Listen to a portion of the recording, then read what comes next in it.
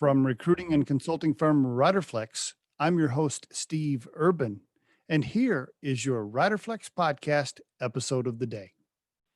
Sheri Smith on the Riderflex Podcast. Hi, Sheri. How you doing? Hey, Steve. Nice to meet you. Doing great. I love your background. Don't you? Now, I wish you were really there right now, like in some warm, sunny place, but it's nice to think about it. It is. And I am in Colorado, and I do live in the mountains above Boulder. So I have lots of pine trees to look at out my office window. Very nice. Okay. So you live up in the hills above Boulder, and then what? Your office is in Longmont. So you drive down to Longmont when you do go to the office, I guess? Yeah, that's exactly it.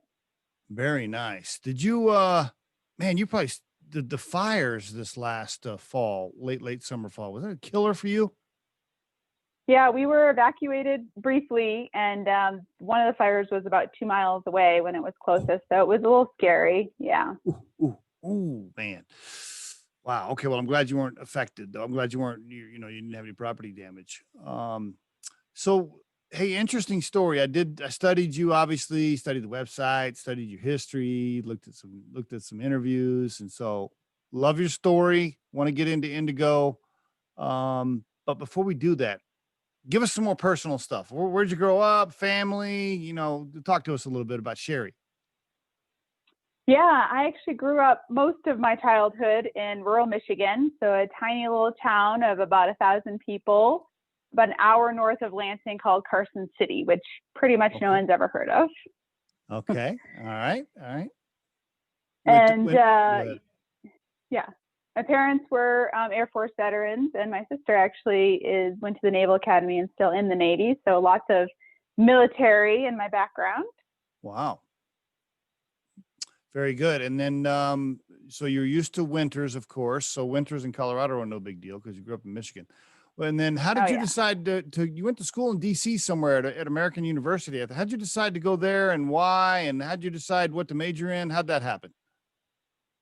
Yeah. So when I was young, I really wanted to be in politics. I've always been one of those kind of dreamer people that wanted to change the world. Okay. And, at the time I went to high school. I graduated high school early. So I was 17 in college, and, very sheltered. We're talking grew up very conservative, religious. So I had not really done anything in my life. And I thought, oh my goodness, if I go to DC and get involved in politics and work for Hillary Clinton, I can change the world.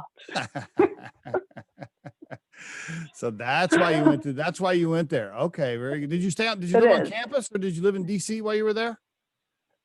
Both. I lived on campus my freshman year, and then my rest of my time in DC, I lived, various places around Georgetown and Tenleytown.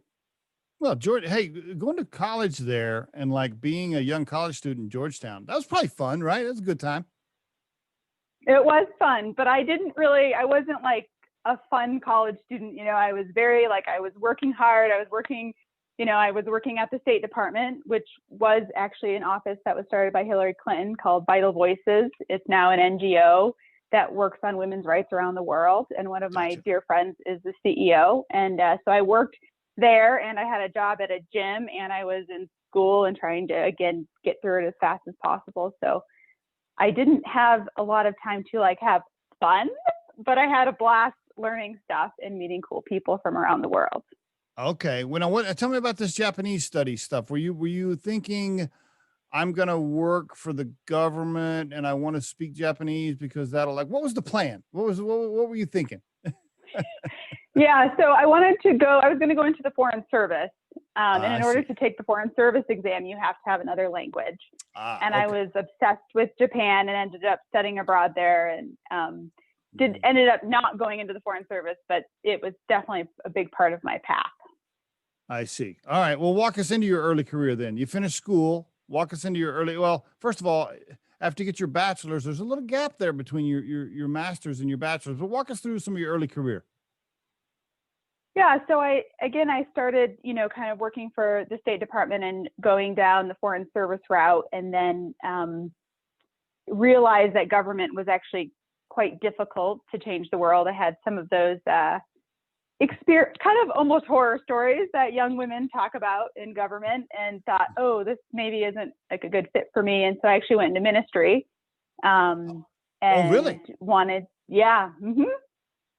Yeah. Okay. So that really changed my pathway. I ran a very large youth group teenage youth group in Northern Virginia, and worked as an executive assistant for, ministry leader, and did a lot of ministry stuff at the time. And then kind of went down that path for a while. And on the side, I did executive coaching to like make extra money, to learn. And I've always had a lot of like really weird jobs. I've always actually been an entrepreneur, but didn't know it because I had never heard the word until my mid-20s. So it was really eye-opening when I heard the word entrepreneur, and I was like, oh, entrepreneurship's a thing. Oh, people start businesses. Why didn't I get a business degree? I would have liked that so much more. And just started doing little businesses. The guy I was working for at the time in my mid-20s, I had moved to Colorado by then, already had been married and divorced and left the church.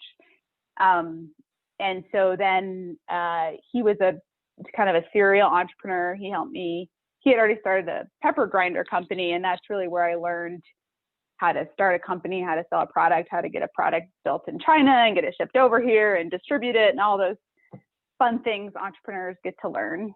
Now, was this Lookout Metals in Vail? Is that what you're talking about? Is that what that was? Yeah. So Craig was my boss at the time.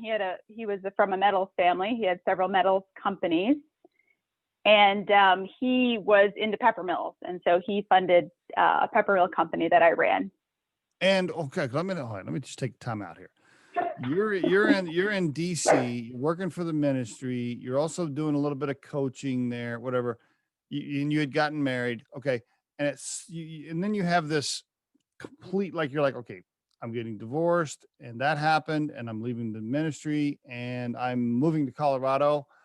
By the way, had you been to Colorado at that point? Had you been west? So I had driven across the country once when I was 21, and I had been to Colorado once, and Okay. I had a friend from childhood who lived there. So I only been there for 2 days. So what you just, like, your stuff's in a car and you're like driving you're just pulling into Vail thinking, I don't know what I'm going to do for a living, but here I am. Like, how was it? That's exactly what happened. Literally exactly what happened. And I had 200-pound dogs and a bright red Toyota Echo. Okay. All right. So you get into Vail, and you're like, and you meet this guy. How'd you meet this guy? On the ski slopes, at the restaurant, at the bar? Or what, like, how do you meet this guy? Sure. Sorry, my husband just pulled in, so my dog was barking. That's all right. So actually, it is interesting. I was looking for a job, and I was literally at a bar, and he sat next to me at the bar, and he was a pretty young guy as well. I was like 24 at the time, and he was probably 30, Okay. He's like, hey, do you need a job? I was like, yeah. Wow. But that's kind of my whole life. I mean, that's literally every That's single funny. thing in my life has happened that way. Yeah. That's pretty good. Okay. So all right. So you start working for him, doing various things, or does he immediately put you in sales? How does he put you in a quote function? How does he decide what function to put you in? Yeah, go ahead. Yeah. So he put me into sales, and we were doing metal sales at the time, but I was also kind of like doing everything for him. So it was kind of like his assistant. I had to do QuickBooks, which if you knew me, you would know that he should never have had me do QuickBooks, and his CPA confirmed this years later. But he was just like, here's QuickBooks, learn how to receive our metal in from Russia. It's like, Wow. Okay. And then did me flying around and going to different metals distributors and selling metal. And how about that? Okay. All right. That was Very it. good. All right. All right. Walk. And then what happens? You worked for somebody else for a little bit, a couple of other stops before Indigo. Give us the short version there. Yeah. So the short version is really, since I was 21, even when I was still in the church, I had been interested in assessment technology and learning about corporate coaching. And I went through the Coaches Training Institute, their whole coaching program, and all sorts of like self-help things, you name it. I've done a whole bunch of crazy, personal development stuff. Okay. And so on the side, I had always been doing like having some executive coaching clients and using assessments to support them in their growth. And so that's mainly what I did on the side throughout my whole career. I see. Okay. So that was always a passion for you, and you had been doing that on side. Okay. Gotcha. All right. So this whole coaching and assessments, that was in there for a while. All right. At some point, are you thinking, I want to do this for a living, I want to turn it into a company? How do you take the leap?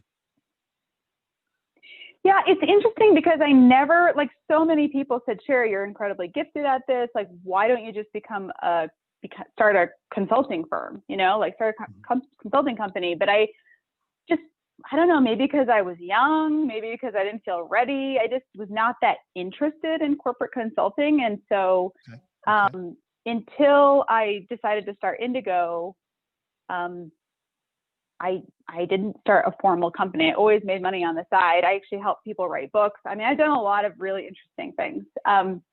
But Indigo was my first formal, entrepreneurial venture. The Peppermill company was kind of like getting my feet wet. And really, I did run the whole thing. Craig funded it and supported in it. But that was, my practice. And that company still exists. The woman who bought it still sells grind peppermills, and you can buy them. So how about that? Yeah. How about that? Okay. So what happens? You're laying in bed one night and you're like, I'm going to start my own thing. I'm going to start Indigo. How does it happen? Yeah, well, I was at a really, another phase of my life. So I had met my current husband now when I was 31, I think. Okay. And we met in Boulder. At this point, I had moved to Boulder. I had gone back to grad school and finished it. I had done 1 year. So I finished another year at Georgetown and then moved to Boulder and met my husband. We got married. And then I was like, oh, well, what do I want to do with my life now? Like, I have a totally different life. And, it's not just me and the dogs. And so I was working, I had flown to San Francisco to do an executive coaching session. And the guy I met with there, who was probably in his mid-50s, told me he was a crusty old sponge and he was never going to learn anything. And it was too late for him. But he says, but my daughter, I have a 15-year-old daughter and she would love this stuff. And I really want her to be happy and find her purpose. You ever thought about working with young people? And so on the plane ride home, I thought up Indigo, which wasn't called Indigo, by the way, at the beginning, but I thought up the concept of Indigo. And did you immediately search for other companies that specialized in youth? Were you like, oh, I wonder who else is doing this? Were there competitors? I mean, was it a crowded space? Yeah, I mean, there's a ton of people in this space. I mean, there always was. I think the difference is that the space, I call it, there's a kind of a framework called axiology by this guy named Dr. Robert S. Hartman, and he talks about the dimensions of intrinsic, extrinsic, and systemic. Okay. And so the people in this space are really focused on extrinsic results. So what's the career you're going to get? What are the goals? What's the money you're going to make? Those kind of extrinsic things. And school systems are very systemic. So they're just like, what can we buy to check boxes, right? And I wanted to do something that was very intrinsic, which is about who's this person? What's their value? How can they know who they are and choose a life path based on their intrinsic gifts and talents and purpose? Okay. All right. So you start developing this thing. Do you bootstrap it? Do you take on investors? How do you get started? How do you, how do you get through the early period? Yeah, I was lucky because my husband has been involved in startups for a long time. So I had access to a lot of angels. So good. we raised a few $100,000 to start. Okay. And just use that money to, work with Target Training International to co-create the first assessment and start figuring out how schools work, which is an incredibly complex ecosystem, and, start to develop our products. Great. Okay. So you had some early angel money there. Have you done a big Series A round since then, or you just took some angel cash and you've kind of just lived on your own cash since then? Yeah, we've taken in angel cash here and there over the past 8 years, but we've never done a formal round. We do have a little bit of venture money through an organization called Learn Launch. And they're an accelerator program for education technology companies. But we've never actually done a formal round. And I've come to realize after 8 years of doing this that I'm not like exactly a good fit for, not exactly, I'm not at all a good fit for venture capital. So, so we're kind of on the bootstrap, realm right now. Are you still in control? Can I ask you that? I mean, you didn't? Yes. Okay. Oh, that's nice. Yes. Okay. Very good for you. Good for you. Good for you. Yeah. Cause once you lose control, I always, the Riderflex podcast, I'm sure you did homework on us. We've had a ton of entrepreneurs on here. Once you give up control, you're kind of just an employee, aren't you? A little bit. Yeah. Yeah. Okay. Yeah, I would have done it differently. I actually heard one of your podcasts and I was like, oh, I wish I would have heard this. Yeah. When I started, because they were like, if you can do anything, avoid investment. And I would have actually gone more the philanthropic route because we do have a 501c3 and we do a lot of incredible nonprofit work. And so I think I would have focused more on the nonprofit work if I had started and not done the whole investment work, because I've spent a lot of time, energy, and tears trying to fit the venture model, and I'm just not a good fit. Why don't you, now's probably a good time to give us an overview for the listeners. Why don't you, talk about your nonprofit, talk about Indigo Education. I guess it's two different entities maybe, or whatever nice overview you want to give us the overview as the company stands today. Go for it. Yeah, so the Indigo Education Company, what we do is we do college and career readiness and social emotional learning with mostly high schools. And we're in 26 states and about 200 high schools around the country. And we really help the people in the schools to focus on the students, right? That intrinsic that I was talking about earlier. We really believe if you know who the students are and the students know who they are, not only do they do better academically, but they do better in life and they can make better decisions. And it's very, very empowering that way. So that's really what Indigo Education Company does. And then the nonprofit side has done a lot of really interesting projects that take the education side and expand it to economic development in a community. And so really, how do you help communities recognize their strengths and know who they are, and then create entrepreneurial ventures or bring in technology jobs or things like that to really help them grow. So out of that has come out of Indigo Pathway, which is our newest project that we're launching this month. I was going to say, okay, I don't see that on your LinkedIn profile. So that's about to launch. Oh, perfect time for you to be on the show then. Okay, very good. Yeah. Okay. All right. So let's go back to Indigo Education then. Let me ask you some questions. So your target or your client or your customer, however you refer to them, is a school district, a school system. How do you identify your target? Yeah, we can certainly work with whole districts, and we do work with some medium-sized districts, but mostly we work with individual schools that have the readiness for the kind of intensive work that Indigo is. Indigo is not a check your box kind of program. It's a real deep program that everyone needs to be invested in and involved in, and you have to change the mindset around what's really important in a school. And so we usually work with alternative schools, charter schools, schools that have new approaches to teaching and learning. Those are really good fits for us. Gotcha. And they also have the money for it versus public system. I'm thinking, I don't know how that works. So it's almost all public. We only have 2 private schools. Oh, we work with public schools, but we work with the segments in the public schools that have the desire and readiness to go deeper instead of trying to work with everybody. Not that we wouldn't work with everybody. But we tend to work with the teachers in the schools that most would get the most out of our services. And how does it work? Does every student take it? Is it like a voluntary thing?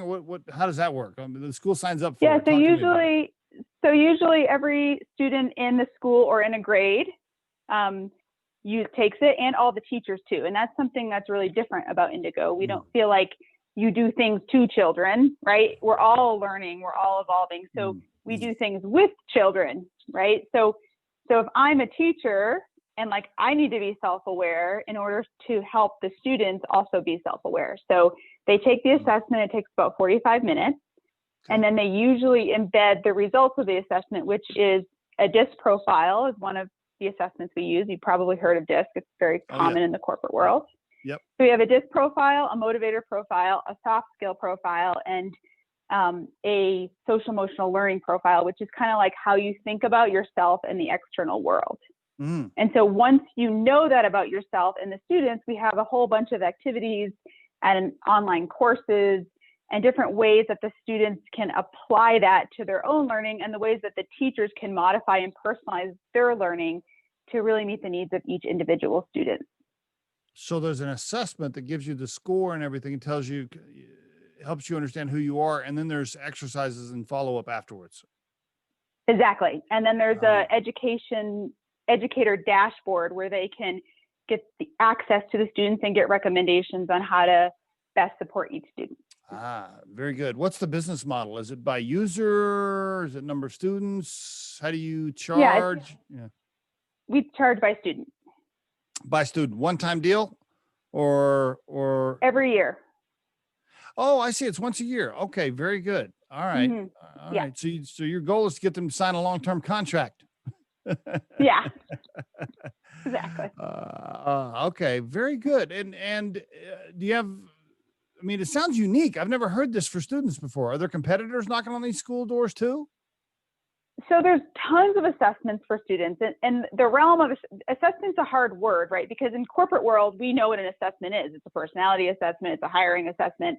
But in the education world, there's like all these different, cognitive assessments, and we would be in the non-cognitive. Right. We're a non-cognitive assessment. It's not about if you can do math or if you have vocabulary skills. Right. It's about who you are, how do you communicate, what motivates you, are you really good at leadership, or are you creative? So that's more of the type of assessment we use.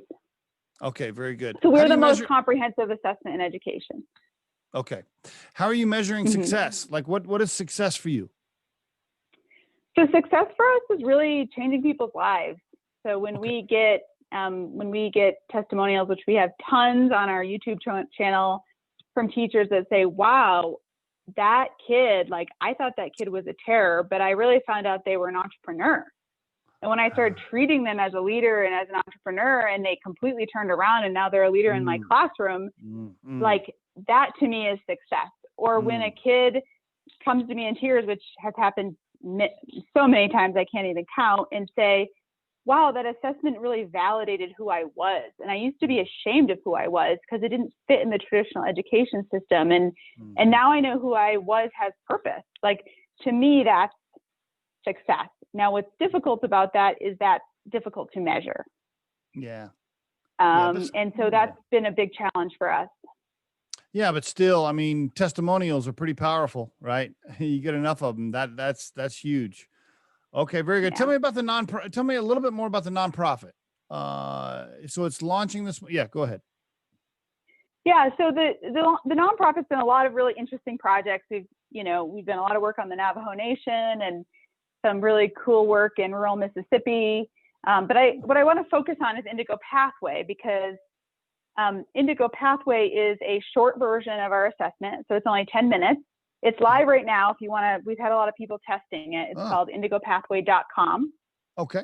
And it's a 10-minute version of our assessment that has a DISC and a motivators component. And it gives you highly personalized feedback on you. So this is run by an AI expert engine. So the results are highly customized. Whereas like if you take StrengthsFinders, there's 34 possible results. If you take Myers-Briggs, there's 16 possible results, but we have over 1,000 possible results because people are very, very unique. And so you get this highly customized, personalized information on you, tips on what to look for in jobs, how to find jobs, based again on your own decision-making matrix based on you. And then we actually have career matches, and all of the career matches on Indigo Pathway do not require a 4-year degree, because we're really appealing to folks who are unemployed, single parents, people who really don't have time to go back to school and invest 4 years and tons of money into a new career. Do you have to pay for this when you go to indigopathways.com? Is it free? Completely free. Completely free. Wow. Okay. Very good. All right. And you've had to raise cash for this nonprofit. Back to raising cash. Yep. Yeah. That's totally different though. Philanthropy. We actually just hired a grant writing company here in Denver to help us to raise funding for Indigo Pathway, but we were able to utilize some of the PPP funds and some funds from Indigo Education and volunteer time to put it up and make it live and free to everyone right now. Why'd you do this with the nonprofit? What led you down that path? I mean, you're busy enough running Indigo Education, aren't you? I know. That's why I'm not a good fit for anyone. It's interesting. I've been trying to figure this out, right? It's a good question. I think really at first it was because we had this school that really, really wanted to use Indigo and they didn't have the money and we needed to create a nonprofit to get the grant to get them to use it. And then we had this nonprofit and then we started doing things with it. I think for me, the real answer is, I think that for a lot of people like myself who are social entrepreneurs, or even you could go as far as spiritual entrepreneurs, people who are doing businesses to try to elevate the consciousness of humanity, the for-profit and the nonprofit, neither one really fit us. And so it's like having a hybrid model. We're trying to figure out how to fit into the ecosystem. And because there isn't a place in the ecosystem for spiritual entrepreneurs, a lot of us have hybrid models because we're trying to figure out how to make it work, because we care about doing the work and like however the money comes by doing the work, that's fine. But there isn't a lane defined for folks like us yet. Gotcha. Okay. Very good. How many employees you got? So I've got 6 full-time employees and about 6 part-time employees. Oh, not only are you an entrepreneur, but now you've had to teach yourself how to be a CEO. Yeah. What advice would you give job seekers today based on interviews and stuff you've done over the last few years? Maybe you want to give advice on common mistakes or, something you see in interviews on a regular basis. Anything you want to say to people? We have a lot of career-minded job seeker folks listening to the podcast. So any advice for them? Yeah. So I would say that they should interview the employer.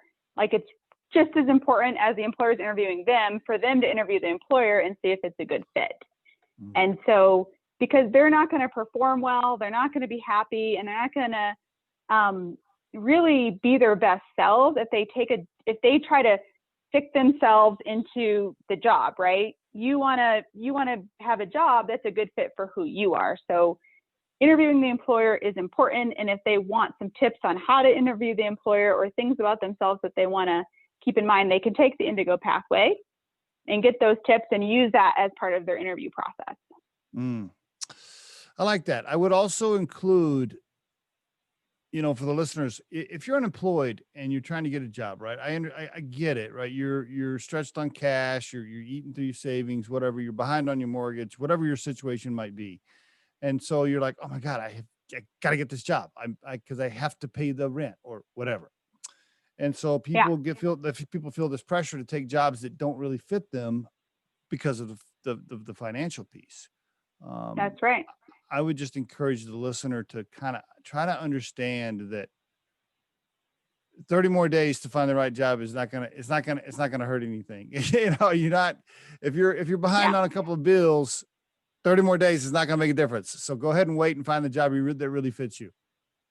Yeah, absolutely. And I think I'm a little bit more intense about this because, my dad, after he got out of the military, he had a really hard time finding work, and he ended up taking a job at a prison, which he hated.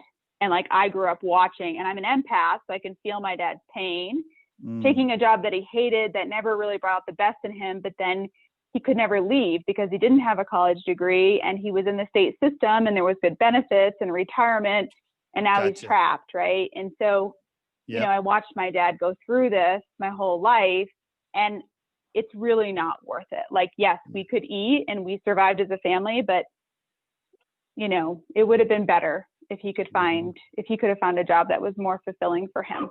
That's a powerful example. I appreciate you sharing that.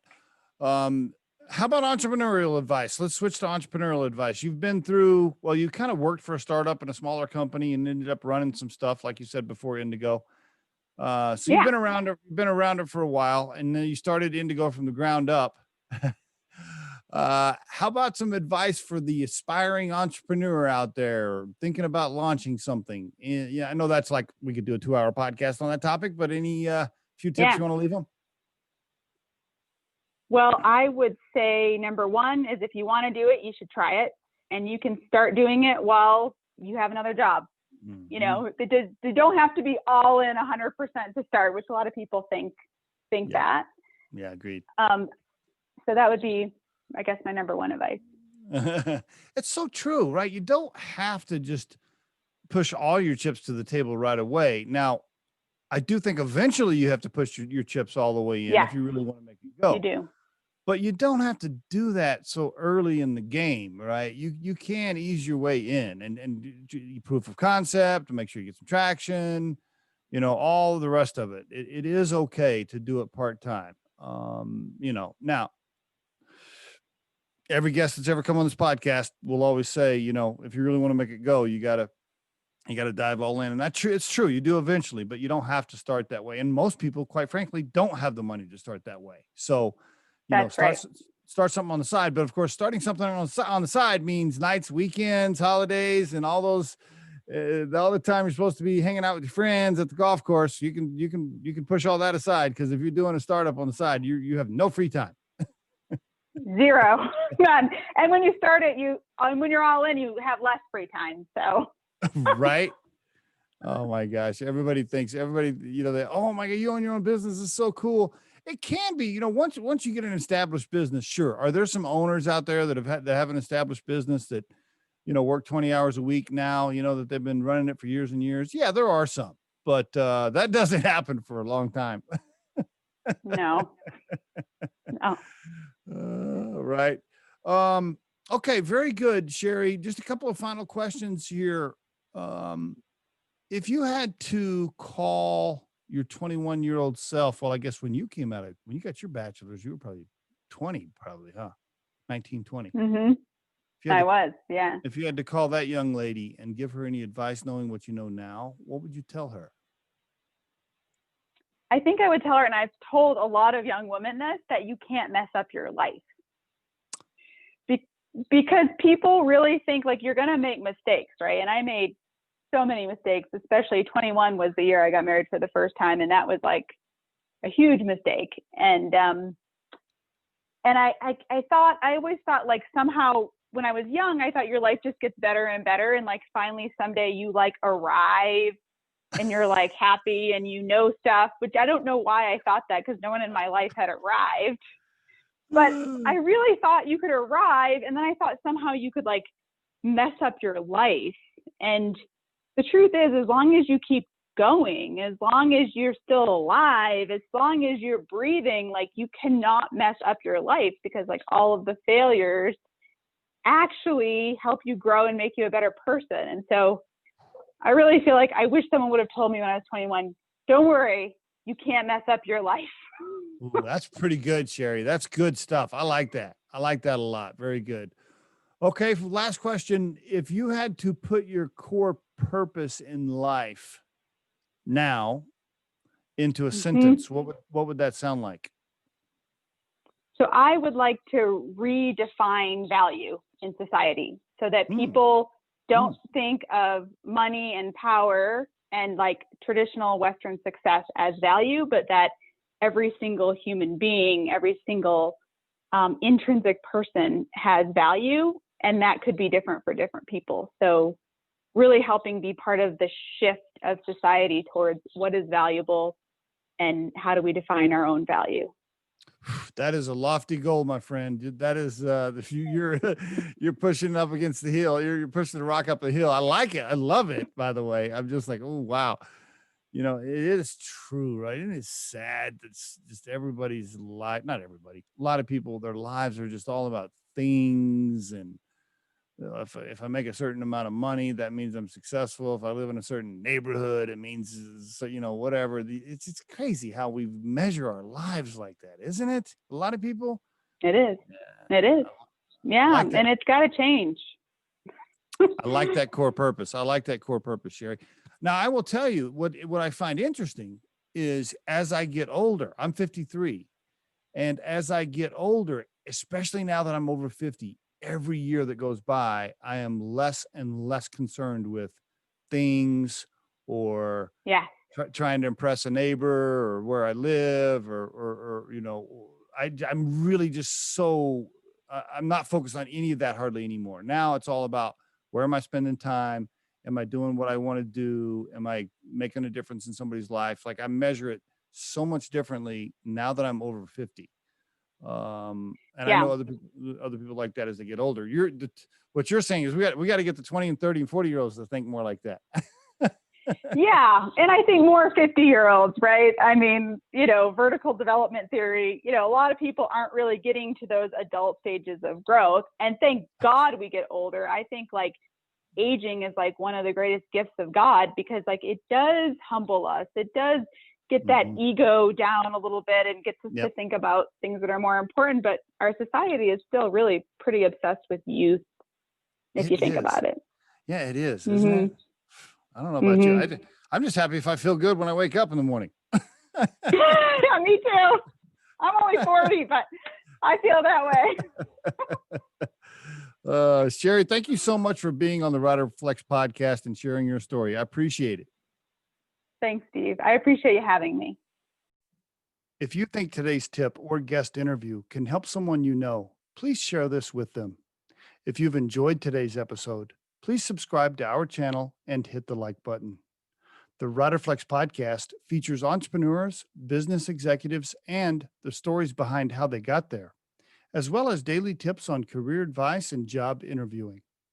You can visit riderflex.com to learn more about us and get information and pricing on the recruiting and consulting services we provide. Thanks so much for listening and have a great day.